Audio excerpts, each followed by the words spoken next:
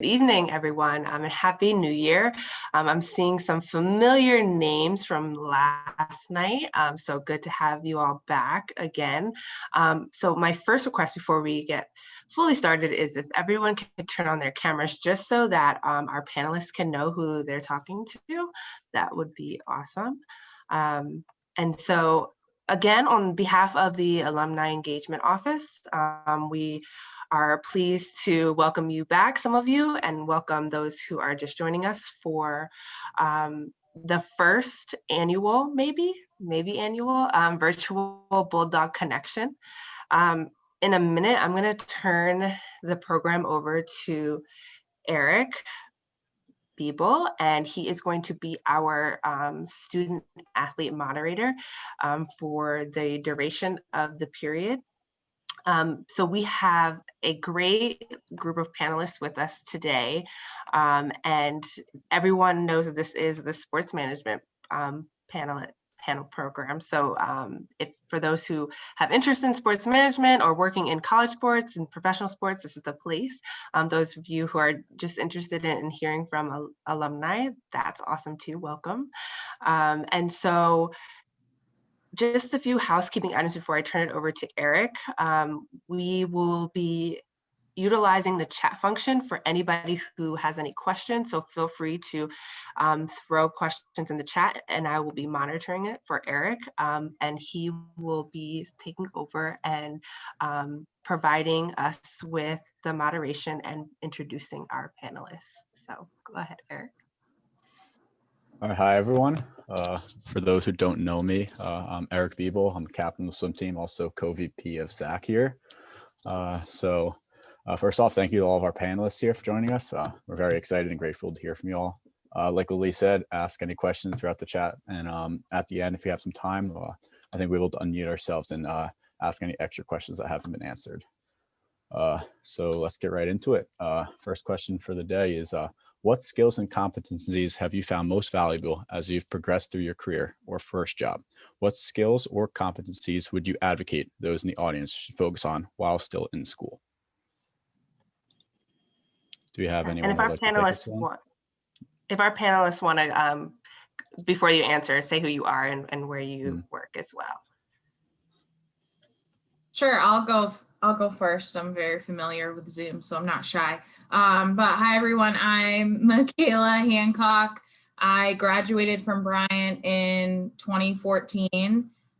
Feels like forever ago at this point, but I was on the field hockey team at Bryant. I currently am the head field hockey coach at LaSalle University in Philadelphia. So that I don't know if that is a Division I school, so maybe you have been to Philadelphia and played LaSalle, but that is my current role. And, you know, I've been assistants at previous universities and kind of worked my way up. So now I am the head coach here at LaSalle.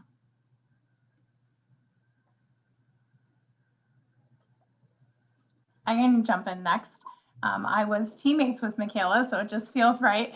My name is Brittany Glenn. I am the Director of VIP Member Experience and Retention at the Boston Celtics.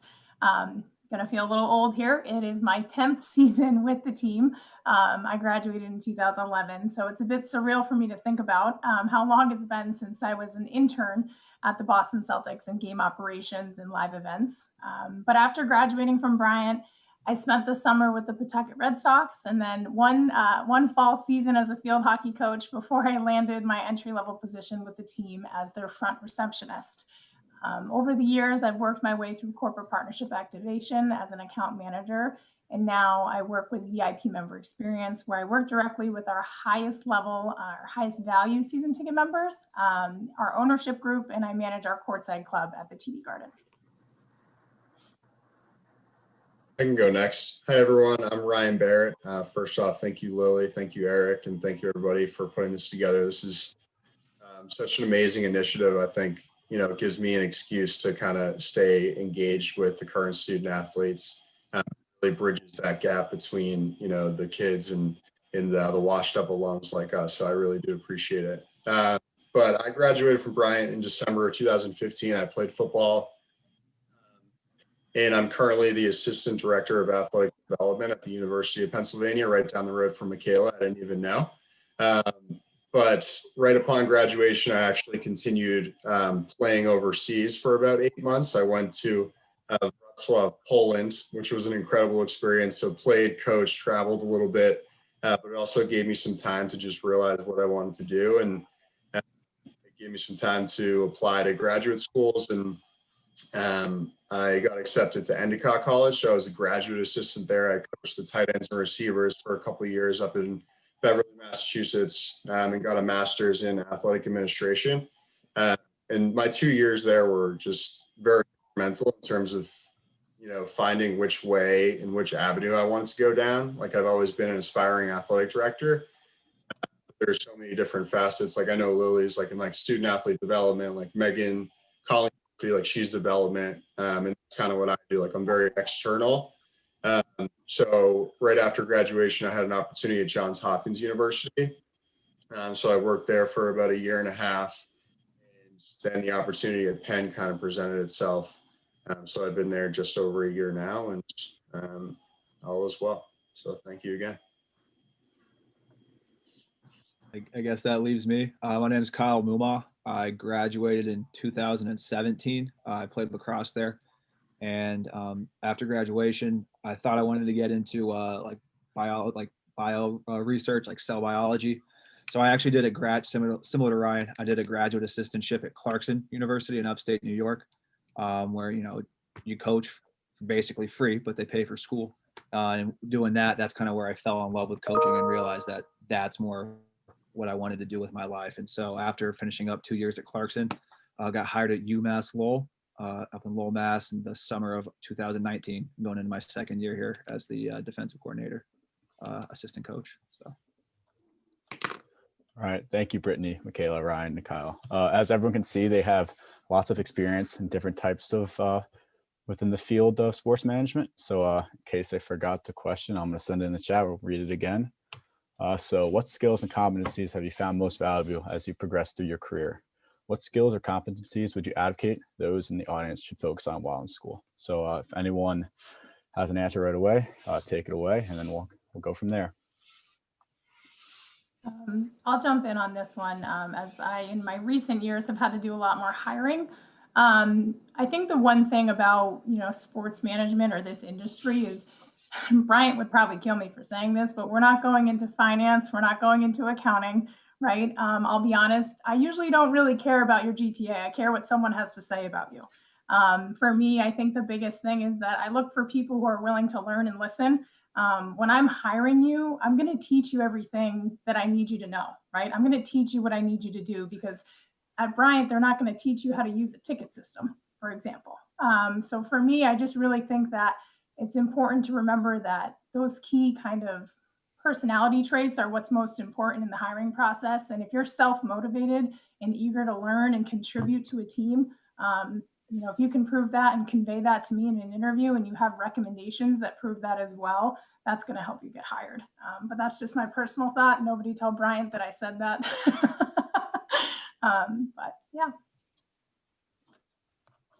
Yeah, well said, Brittany. I think I can hop in. I think like the obvious ones that you guys are probably used to hearing are just like time management skills, leadership skills, ability to accept constructive criticism, or stepping out of your comfort zone on like a daily basis, which has been huge for me.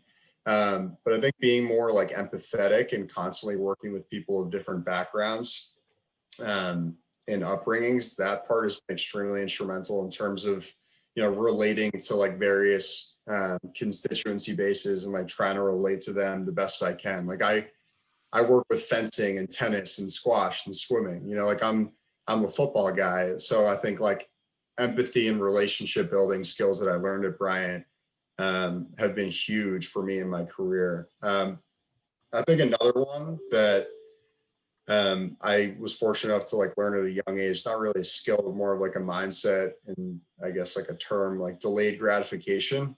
That's always stuck with me from like a really young age. Like as an athlete, you put in so much work and you sacrifice so much throughout the year. For my case, for like 11 Saturdays out of like out of the entire year. You know, it's not always pretty. It's really hard at times, but you push through and you persevere and you buy in. But all you can say is that it's beyond worth it. You know, waking up at 5:30 in the freezing cold for winter runs and, you know, pushing your body to incredible limits, all for like 10 to 20 games. Like, it's kind of crazy if you think about it, but it really is beyond worth it. And working with your teammates and your best friends by your side, while everyone else at Bryan is, you know, partying or sleeping, like, you guys are up at 6 a.m. together. And I think it's the same case with college athletics and working in athletics and maintaining that mindset of delayed gratification. Like, it's not glamorous, especially at the beginning whatsoever. Like, when you're trying to establish yourself and, you know, you work a lot of hours for little pay, a lot of weekends, and, you know, are out there in the corporate world, which is great. You know, they're making a lot of money and living up on the weekends. But it's just a hard profession to establish yourself. But that mindset has gotten me really far. And the older I get, I feel more appreciative of maintaining that perspective and just staying true to myself. Sorry, I was rambling a little bit. I got a little fired up there. I think just to piggyback off Ryan, I think something that he was talking about but not actually saying it is you have to be a good networker, especially I feel like in this business. A lot of it is about who you know and who you're not afraid to talk to, right? So if you're flying somewhere, you know, do you make conversation with the person next to you? Because you would be so surprised with the amount of connections everyone has, especially in this small niche of sports that we all find ourselves in. I actually ran into former President MaKayla on a flight one day down in Philadelphia, which was amazing. I loved seeing him, but never be afraid to talk to a stranger that's, you know, you happen to, you know, whether you're taking public transportation or like a flight or wherever you may go. I just feel like it's important to always be networking. And then on the other side of that is to always be a salesperson. I think one thing that everyone always says, or that I hear a lot from, especially my athletes now, is, oh, I don't want to go in sales. It seems terrible. Like, always all on the phone or whatever, you know, the stereotype is of sales. But we all are salesmen or saleswomen in our own way, right? We all have to, one, be able to sell ourselves, right? So speaking about yourselves in the best possible way, you're naturally a salesperson, especially on interviews or anything like that. Then you're also selling, you know, your company, your university, wherever it is that you end up working, right? I sell my university every day to recruits or to, you know, people that I'm hiring as assistant coaches, or, you know, someone that's here on an interview, maybe for an assistant AD position, and I have to tell them what's so special about where I work. You're always going to be in sales wherever you end up. So I think that's something that's super important. Don't try and shy away from it. Really embrace it and figure out what makes me special and what makes the place that I'm working at really special. So that's probably my 2 cents. I think, yeah, Brittany, Ryan, and MaKayla kind of covered a lot of it. You got to be able to do a lot of different things, being comfortable working outside of maybe your job description, especially early on in your career. But I think the biggest thing that I've noticed, I mean, I've probably been in the game the shortest amount of time compared to the other three, but those who are organized have like so much more success than those who are disorganized. And it doesn't have to be, and that's something you can work on now. And it doesn't have to be, you've got a 30-page daily planner for everything going on throughout the day, but you'd be surprised just how often it comes up in athletics where people are, because you work with a lot of different people, whether you're in coaching, the administrative side, the oversight and everything, but where you're interacting with people and they just don't know what was said at the last meeting, or they lost an email, or they're missing an invoice or something. So just having a pretty competent level of organizational skills will go a long way. I think that applies to pretty much whatever profession you try to get into. Definitely. I want to jump back to what MaKayla was pointing out about sales roles. People often ask me the question, well, how do I get into sports, or how do I work for a team? I think MaKayla nailed that one, because honestly, the best role that you can have is some sort of sales or service role. It is the best foundation for any career. And I mean that because it really helps you develop composure. When you have to be in front of a client or anyone like that, and you have to think quickly on your feet, that's so important. So don't shy away from those types of roles as you're all looking into what you're going to do. And I don't know if you heard it in my introduction, I started as the front receptionist for the Boston Celtics. By no means was that glorious. And trust me, a lot of people thought I was crazy, including my own father, who said, I paid for a private education at Bryant University and you're a front receptionist, right? But that's the kind of stuff you have to pay attention to. But I would never change it for the world, because being on the phone at the front desk of the Boston Celtics, you can imagine the different types of phone calls and things that I had to take that just really set a good foundation for me. So keep that in mind as you guys progress. It's a really, really important key thing. All right, I think we'll keep it moving. That was some very insightful information. Brittany mentioned being like the receptionist. I think that relates to MaKayla. She probably met a lot of people being the receptionist. So it's the way she was networking in a way. So it's very good to know. So next question we have is, what part of your experience as an athlete or team member resonated most positively with employers in the interview process? Take a time to think about it if you can't think of anything right away. I'm going to jump again. Go ahead, Brett. I've been waiting for this question because this is literally one of my favorite things. The ability to adapt. And my favorite word is pivot. For those of you who have not seen that on the TV show Friends, I highly recommend that you watch it. But pivoting, adapting is the best thing you can say, in my opinion, about being an athlete. You're literally ready for anything. And I think in the roles that I've been, in the time that I've been with the team, things happen so quickly and change so fast. And we are constantly adapting and pivoting what we have to do.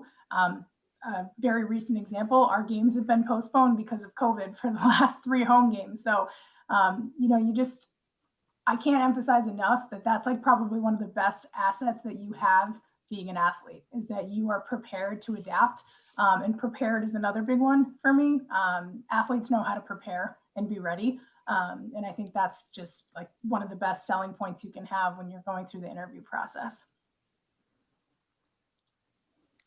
Pivot is a word I'm sure we've all heard a lot this past year. Love it.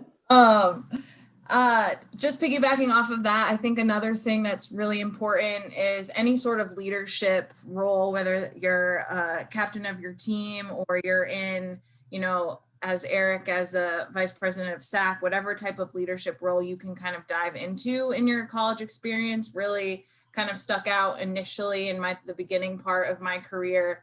I mean, I was a 3-time captain while I was at Bryant. So that was definitely something that was talked a lot about, as seen on my resume.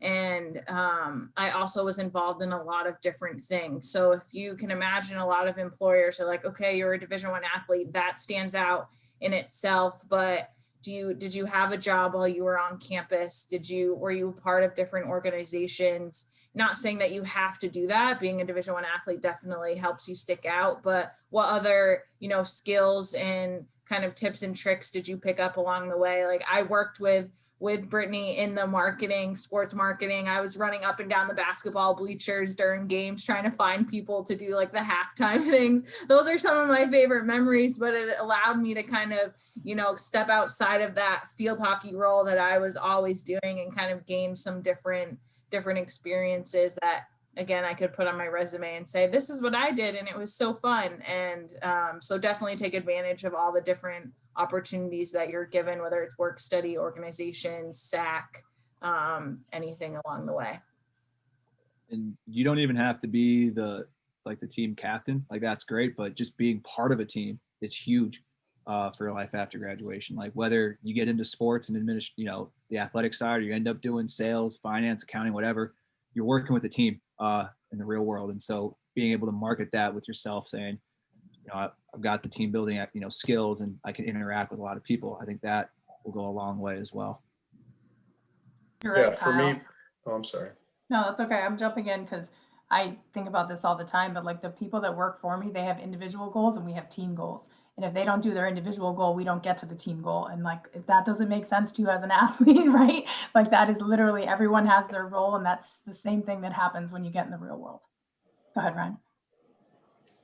Yeah, for me, I think attitude and effort was really important. I think the fact that I was never really like the best player on the field.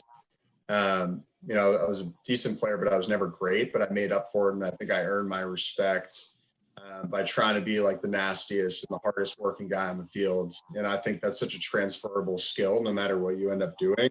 I've always said that attitude and effort are non-negotiable, and I try to bring that to the work environment as well. And then I think like during the interview process too, I think just I had like a really bad injury in college, and I didn't play for almost like 2 years.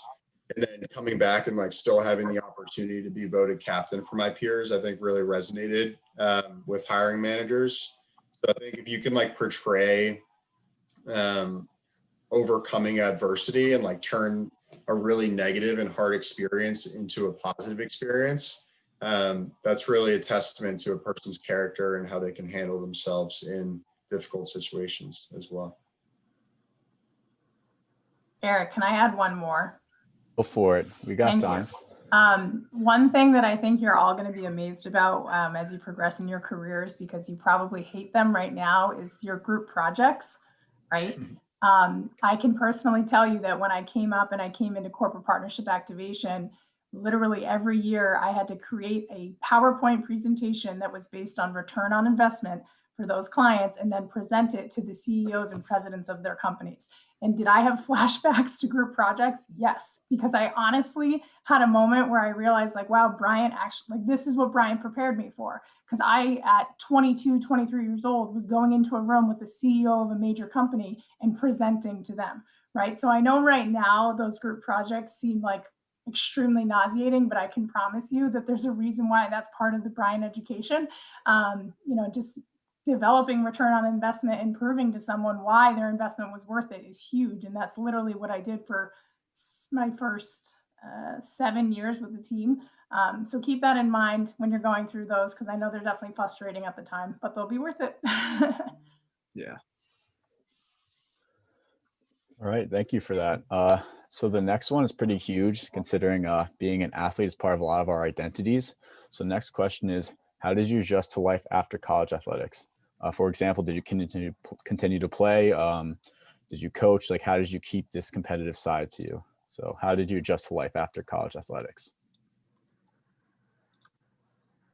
Yeah, this is a great question. Not so much like right after school, since I kept playing and I coached and now this is what I do for a living, but this is definitely something that I dealt with sort of like during the end of my time at Bryan. And as I was trying to figure out my career path and what I wanted to do with my life, like being at such a prestigious school like Bryan with very business oriented classmates and staff, you almost feel like pressure to go down the business route, which is totally fine. But like you're not really exposed to other like career trajectories. And I had a couple like sales and recruiting summer internships, but I just like knew like part of parts that I didn't belong in that environment. Like most of my buddies at Bryan, like they're all in corporate and they're killing it. But like the more I matured, I realized that it's okay to pursue passions and I can find fulfillment elsewhere. And I'm really grateful for that. I got that experience early on, like doing those internships, just so I can like cross that off and then move forward. From there, it kind of like solidified me going down the AD route. And then I wanted college athletics to be a big part of my identity forever. I just loved my time at Bryan, and I realized the opportunities that higher education and college athletics presents kids from all these different backgrounds. And I wanted to be a small part of like providing the student athletes the same experience that I had. So yeah, college athletics is still very much a big part of my identity. But no, I don't play anymore. I'm made of glass. So I just live vicariously through the student athletes at Penn. Yeah, I was fortunate enough. I mean, lacrosse is one of those sports that you can still play after graduation. And I mean, maybe with the exception of football, I think just about every sport you can find just a rec league in any city. And that's a great way to keep playing, keep that identity, but you meet a lot of people doing that. My first thing I did when I moved to a new city is, all right, what's the rec leagues looking like? Because you meet people in the area, like-minded individuals. But I think all of us stayed in athletics. I don't want to speak for the other panelists, but we stayed in the athletic side of things because it allowed us to keep that competitive side and that competitive nature. You know, in coaching, you're obviously game plans, you're competing for recruits, but in front office, you're still competing, and it's still like that team mentality. And for me personally, that's why I kind of steered towards the coaching side of things as opposed to getting into research. Was it definitely scratched that itch, that competitive nature that I had. And that's why I stuck around.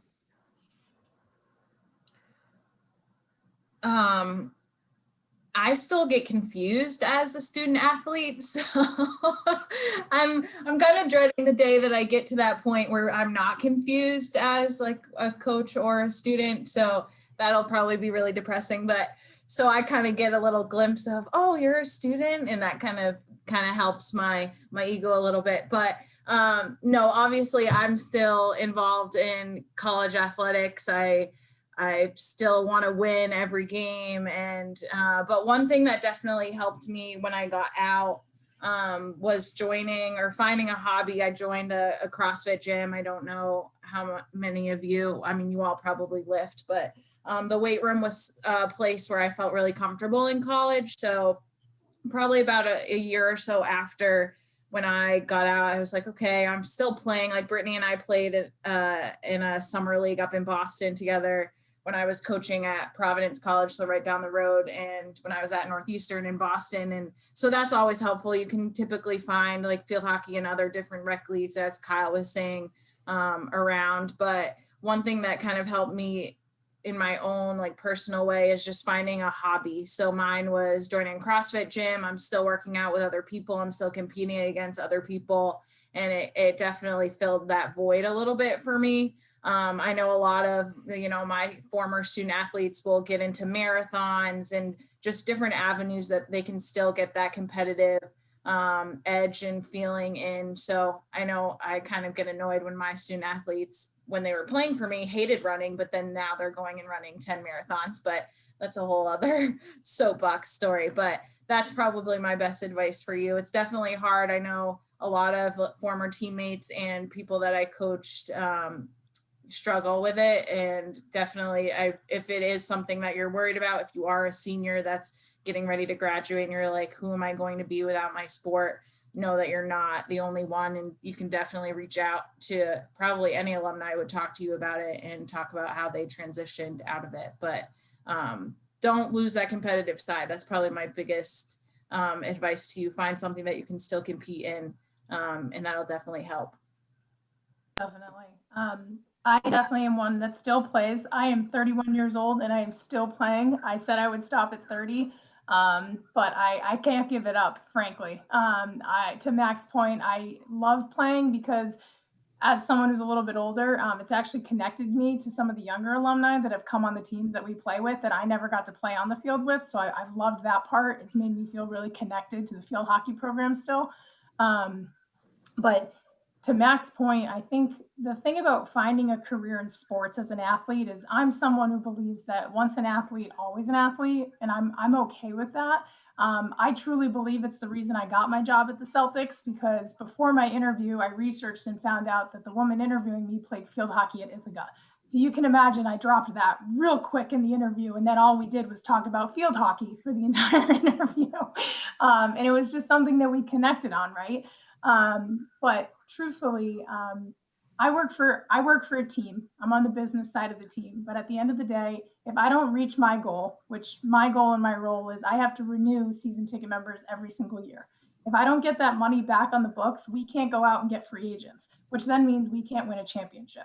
So to Kyle's point, like that's where the competitive part comes out for me, is that if I don't do that part, I'm helping contribute towards a championship. And I think that's why this career path has transitioned so well for me, being a former college athlete. But I still say I'm a former student athlete. I take a lot of pride in it. And I think the thing about being an athlete is you are a unique individual and you should take pride in it. Thank you guys for that. I think that's very reassuring for a lot of us. So the next one we got, it's a pretty big one, is what advice do you wish someone had given you at the start of your career that you would offer now?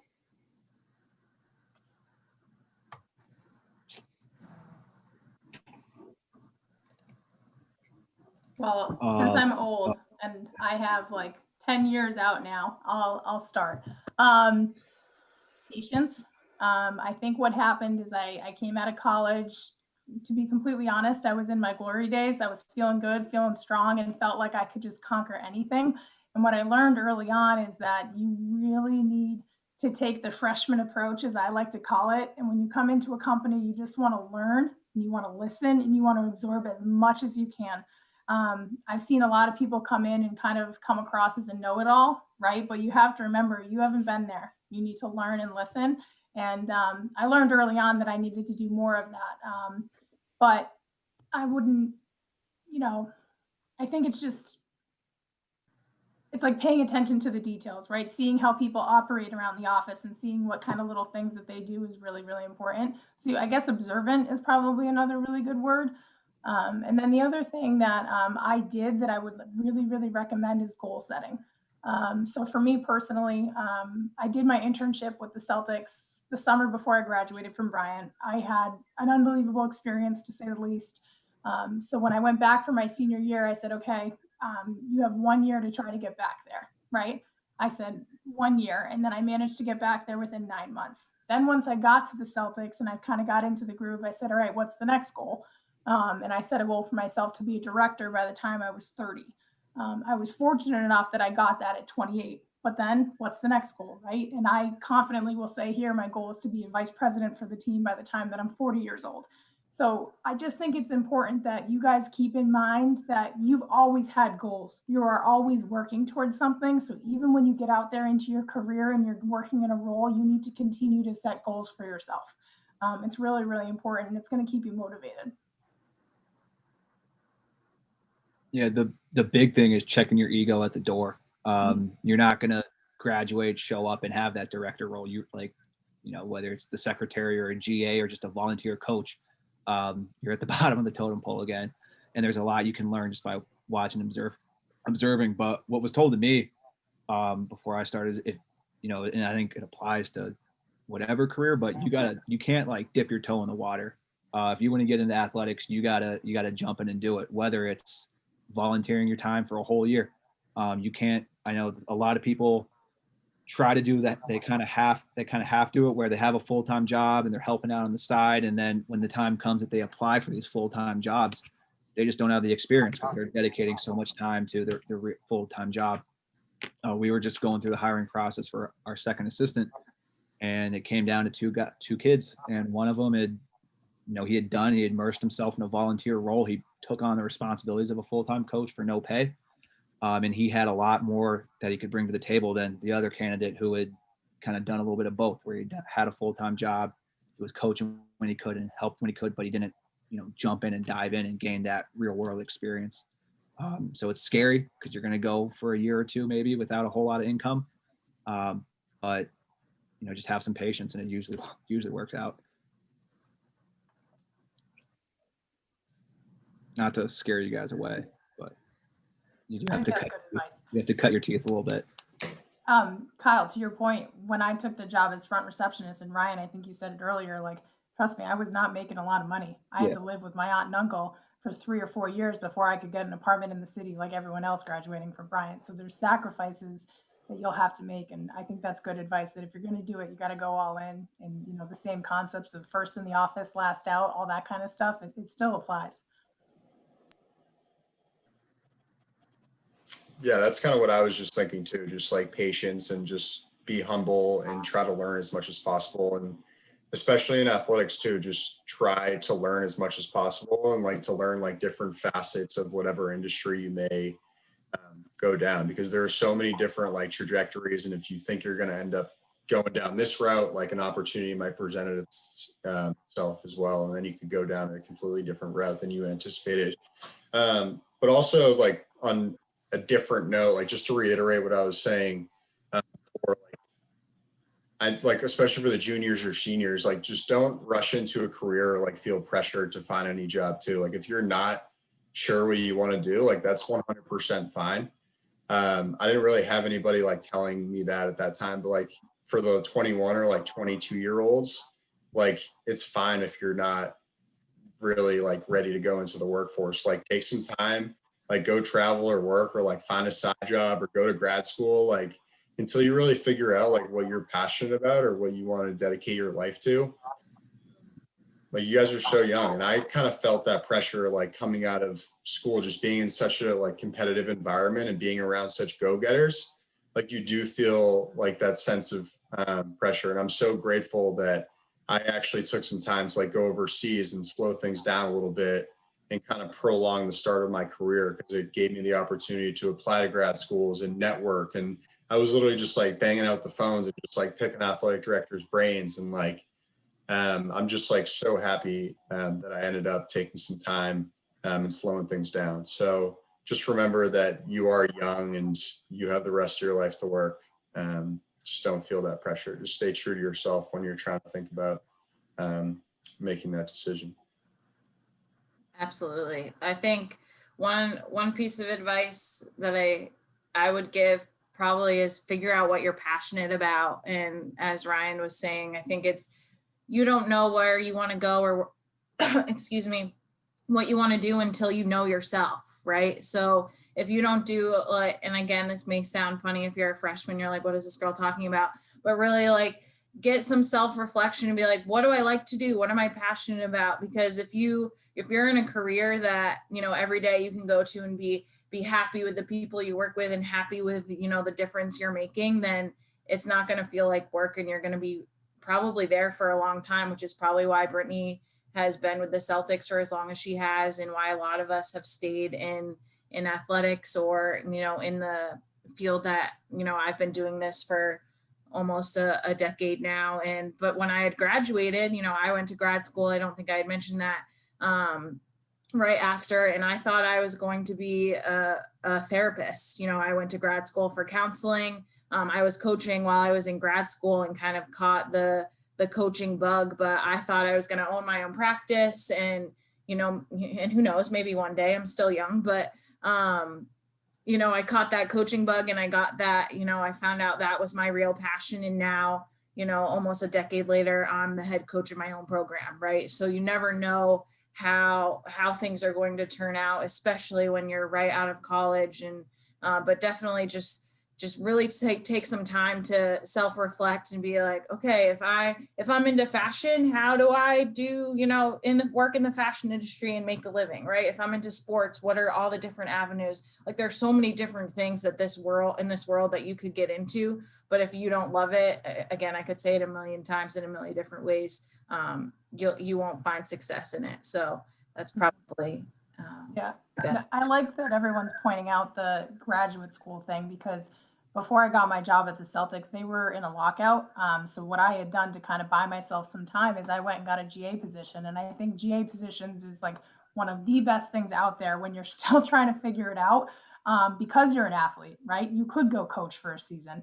And it doesn't, like me, it doesn't mean you have to do it forever like MaKayla, but I did it for a season. And then the joke in my office is that I'm a grad school dropout because the job came at the Celtics sooner. However, the point being that if you're really confused and you just don't know what to do, take advantage of what you have right now, go to grad school, get a free education, coach for a little bit, and then move on. I want to point out, like everyone has here, I started at Bryan in accounting. And my sophomore professor very politely told me I should probably pick another career. And I thank her for that, because that's what gave me that moment, like MaKayla was saying, to sit back and say, okay, what do I love? What do I want to do for the rest of my life? And that's how I started working in the athletic department at Bryan. But you got to do a lot of self-reflection, like MaKayla said, and figure out what you truly are passionate about. And the patience that Ryan talked about is huge, because I remember I graduated, I had to wait around that summer for grad school, and all my friends that I graduated with, they got signing bonuses, fancy new like finance or accounting jobs. They start to make a little money, and I'm sitting here like, well, shoot, I'm falling behind. I'm coaching lacrosse camp. Yeah, exactly. Like I got to drive out to Maryland for a weekend just to, you know, make $800. But Right. And so like it's tough, because you see your friends and, you know, you think that they're going way faster than you, but then now here I am, like what, 4 years removed now from graduation, and like I got the cool job. Like they're always calling me, they're asking about the team, like they're sitting 9 to 5 in a desk, or for the unfortunate ones, they're sitting there, you know, a little bit later. But they ask about me, like what's going on with coaching a lot more than I ever care about their finance job. So you gotta be a little patient, but at the end of the day, if it's what you want to do, it's really fun. I'm going to share a personal story. When I was at Springfield College as a GA, I remember when I got the opportunity to go to the Celtics, and I went in front of my graduate class and I said, guys, I'm leaving. I got a job. I'm going to go be the front receptionist at the Celtics. And there was a kid in that class who literally looked at me and was like, you're nuts. Like, why would you walk away from this free education? And I just said, I don't know. I got a gut feeling. And honestly, that was all I had was a gut feeling. And a lot of people around me thought I was nuts. And then you fast forward 8 years, I run into him at a networking event. I have this role as director and I'm really proud of it. And he's working in real estate. So it was just like a surreal moment. And he literally gave me a hug and said, I thought you were crazy. And I said, well, I am a little bit nuts, but it worked out. So sometimes you just got to take risks. And I think as athletes, we go with our gut instincts, and that's a good thing. Always follow your gut, always follow your heart. It will lead you to success. All right. Brian's so proud of me dropping an F-bomb on this. On the Zoom recording. You're welcome, Bill Smith. Oh, too funny. All right. So that was it for some of the questions we gave him beforehand. So I encourage anyone to start thinking of questions they may have or ask away now. If not, I have some other ones from Amanda, who was one of the moderators yesterday. So if anyone's got any questions, ask away. I'll give you a few seconds. If not, I got some others we could keep going with. So yeah, I just have, I'd like our panelists to talk about, I know we talk a lot about networking here at Bryant, but I would like for you all to talk about the power of mentorship, because I think this work definitely takes a toll, and sometimes it is nice to know everybody, but if you don't really know some people and don't have some people to lean on and sort of bounce ideas off of, it can be a really lonely world. So I'd like to hear your thoughts on mentorship. Yeah, that's my next question. I'm sorry. Yeah, I can attest to networking and mentorship quite a bit. Like when I was in my spring semester at Hancock, kind of wrapping things up before graduation, and just like I was overseas, like I was literally picking up the phones and like asking anybody and everybody to just take like 10, 15 minutes of my time. And then I would like continually like keep in touch with them for every career move that I had. Like I would write like handwritten letters, just thanking them for those like 20 minutes that they actually gave me like 2 or 3 years back. You know, I think it's such a small community. The more and more you progress, especially in college athletics, and you never know where you might end up. And like, that's how I got the opportunity at Johns Hopkins. Like our entire staff got wiped out except for me, because I was a DA. Like I had a little bit more security because I was a student. But the OC, the offensive coordinator, played at Johns Hopkins. He knew like the development coordinator that was there prior to me. And I was just like, oh, like, do you mind like getting us in touch? And he made the introduction. She was leaving for Arizona State. I dropped her name in the cover letter, like, and then I get a phone call, and like the rest is history. And like just being at a school like Hopkins, like really set the precedent for me, like just being surrounded by so many incredible people. And that opened up more doors at Penn. And now I'm working in like, I'm part of such an incredible team that's going to continue to look out for me as long as like I bust my butt for them. You know, like I think that's kind of like an unwritten rule in athletics. Like people will understand the nature of the business. There's a lot of turnover. And if it's like the right move, as long as you bust your butt, like they're going to look after you. But like Bill Smith, Megan Conley Murphy at Bryant, like they've been incredible mentors for me. And if I like need advice, and I just reach out to them. And that's another thing just for everybody on the call. Like as an undergrad, I like didn't fully take advantage of all the resources and like professors at Bryant, which like I don't have many regrets in my life, but like not taking full advantage of that. Like, I just think I'm like very naive and young and immature, like 18 to 22 years old. Like you don't know how many impressive people are around you. Like step out of your comfort zone a little bit. Like don't just be an athlete. Like stay after class, introduce yourself to the professor, like hear their story, and that goes a long way. And I challenge all of you to kind of like don't just be like the athlete. Like overcome that stigma. Like be a good student, network, because it'll go a long way.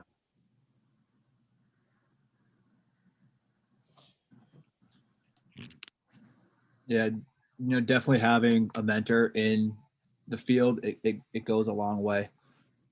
Similar to what like Lily was saying, it's just someone to lean on. Like you have a really bad day and you just like, I'm very fortunate. I was pretty close with my, the assistant coach at Bryant when I was there. So I still talk to him, weekly. And I'm like, hey, is it always this bad?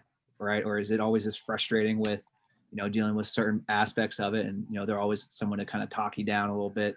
But they can help you, a lot of times because it's such a tight knit community, you'll learn of a lot of openings before they're posted just by who where you're talking to them and they're saying, hey, I hear, a job over at Providence College is opening up.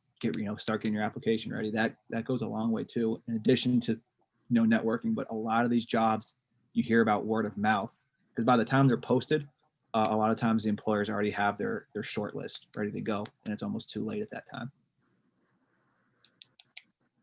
I think it's also important to know that your teammates can be mentors. So Brittany was a senior when I was a freshman, and I don't know if you guys have realized this, but we've stayed in touch, right? And she's been somebody that, maybe I don't speak to every day, but when we do talk, it's so helpful. She was like my big sister, and she got into, working with the Celtics. And I am a triplet, and my triplet sisters all played at Bryant as well.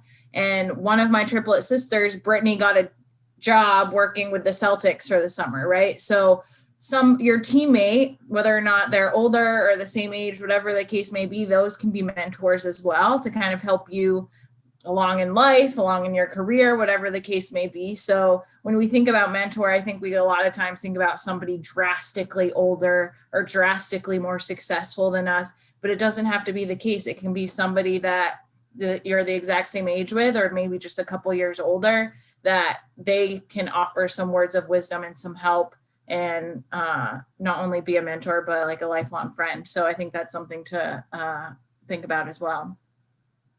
Definitely. I really like what Ryan pointed out about using your resources on campus. My career in sports started by working in sports at Bryant. You have a lot right at your fingertips. Providence is right down the road. There's a lot there in Rhode Island that you can, and even Holy Cross is a great school that's really close by. So I think taking advantage of the resources there at Bryant is huge. I'm glad that was pointed out. And in terms of mentorship, I know earlier we talked about when you are starting a role at a company and you're paying attention and learning, pay attention to who's like the most well-liked person in the office, right?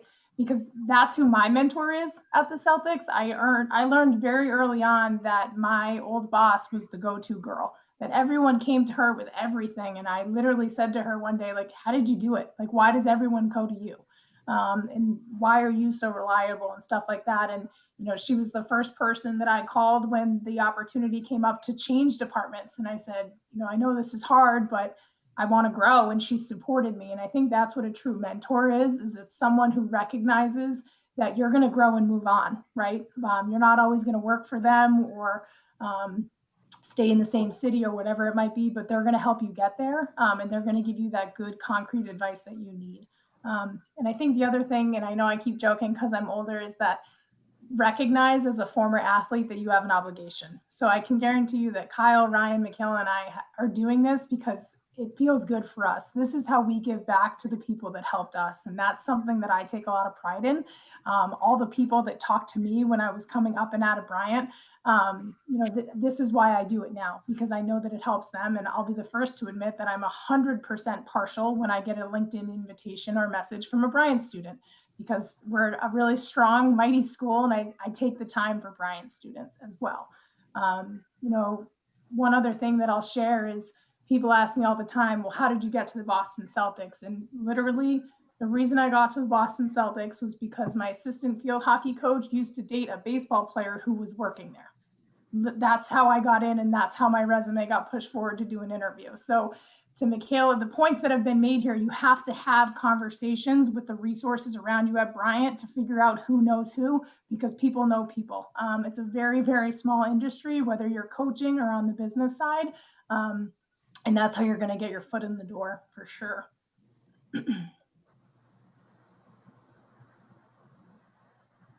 Thank you, Lily, for that question. So the last few minutes. I'm sure some people have questions, so feel free to unmute yourselves or type in the chat. So it'll take some time, but great opportunity to ask away. Yeah, while we're waiting too, I'll actually just put some of my information in just because it is like a really difficult time in college athletics. Like there are a lot of hiring freezes all across like universities. And if anyone on this call is thinking about going down, like please feel free to reach out to me or any of the other panelists, because like we're saying, it's all about networking and who you know. So I would love to help a fellow Bulldog.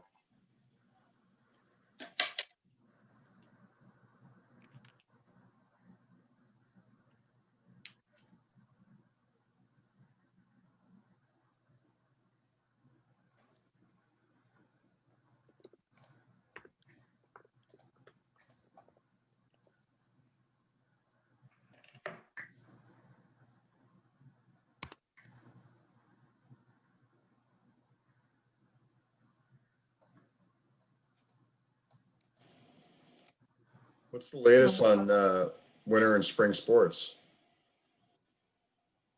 at Bryant?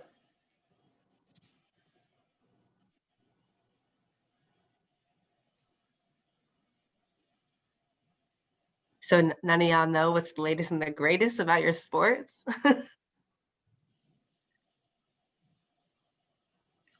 Football is supposed to be kicking off in like February, right? Like isn't the football season still happening? Hold on, Jess, I don't think it's letting them unmute. Oh, that's why. All right. I was getting Yeah. I know, I was like, okay, like let's there go. are 4 pages worth of people on the chat. I was gonna say I couldn't unmute either. So Jess is Sorry gonna, about that. I think you can do it now. I thought Yeah, I it did works that. now. All right, Linz, can you perfect. try? Yeah, it's working now. Hi. Can you hear Okay. me now? Yeah. Yeah, Ryan, Okay. this spring is the first time we're going to have 21 out of 22 sports competing. So right now, just on campus, basketball's been here a while. Swim and dive just got here Saturday. And from now on, I think within the next weeks, we're going to be cycling, everyone moving in. So it's going to be a very packed and entertaining semester. So good that everyone's competing, though. Yeah, Linz, did you want to go ahead? Oh, no, I was just going to answer the question before, but Eric covered it. So now you should be on mute if you have any questions.